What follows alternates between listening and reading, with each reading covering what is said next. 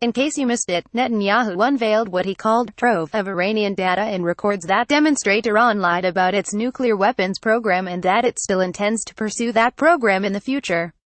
His point, ostensibly, was to prove that the Iran deal, officially known as the Joint Comprehensive Plan of Action, or JCPOA, was based on faulty assumptions, flawed logic and poor information. But his goal was no doubt to nudge President Trump even closer to scrapping the deal. Clever timing, given that French President Emmanuel Macron and German Chancellor Angela Merkel just last week tried to persuade Trump to stay in the deal, and next week Trump faces a May 12 deadline to decide whether to waive nuclear-related sanctions against Iran, thereby doing just that, staying in. In any event, the first White House statement included the sentence, "Iran has a robust, clandestine nuclear weapons program that it has tried and failed to hide from the world and from its own people." Italics are mine. The second statement, which, unlike the first, was not emailed to reporters but rather just posted online, walked that back considerably. Iran had a robust, clandestine nuclear weapons program that it has tried and failed to hide from the world and from its own people. That's a big difference in meaning for such a small word.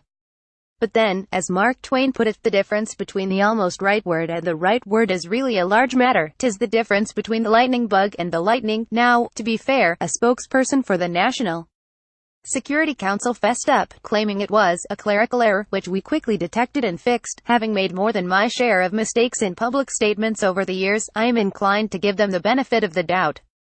And they did fix it, although the more appropriate way to do so would have been to issue the correction as aggressively as they issued the errant statement.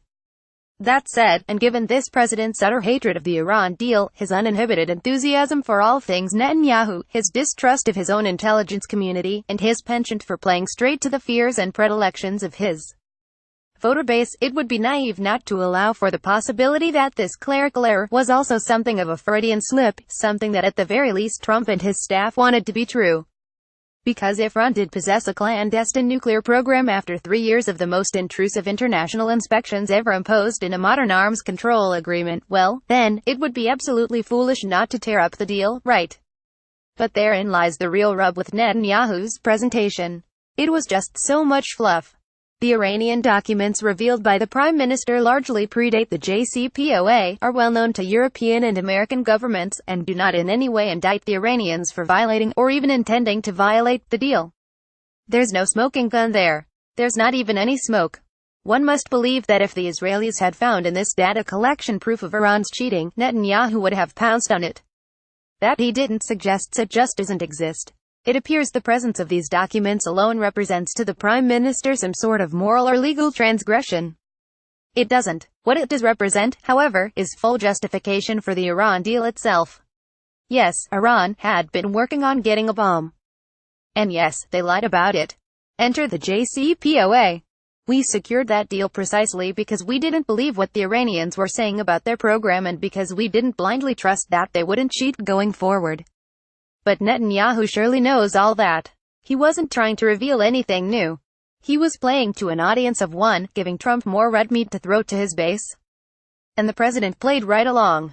On Monday, in a Rose Garden news conference, Trump said Netanyahu's presentation proved he was 100% right about the Iran deal. "I'm not telling you what I'm doing," he continued, "but a lot of people think they know. And, on or before the 12th, we'll make a decision." Trump likes the theatrics of keeping everyone guessing, as he no doubt appreciated the theatrics of Netanyahu's little slideshow Monday. For his part, the Prime Minister quickly followed suit, telling reporters he believes Trump will do the right thing for the United States, the right thing for Israel, and the right thing for the peace of the world. Look, there's a lot not to like about the Iranian regime and what it is doing in the region. The United States, our allies and our partners there and around the world should absolutely continue to counter the regime's ballistic missile program and their state sponsorship of terrorism. But if Trump snaps those sanctions back in place, not only would the United States be the only signatory to the deal out of compliance, and therefore isolated, but there's a real risk Iran could reciprocate and restart their nuclear program. Talk about lightning. It's hard to imagine how that outcome is the right thing for anyone.